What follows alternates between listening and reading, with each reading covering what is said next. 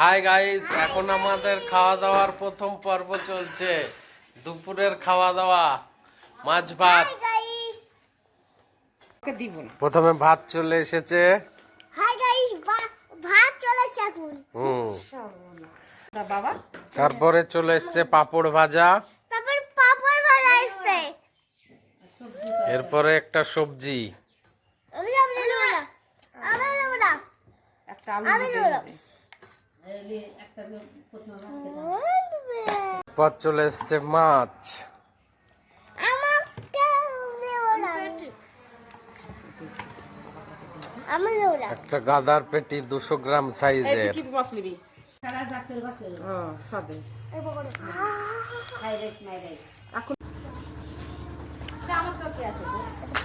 জলদি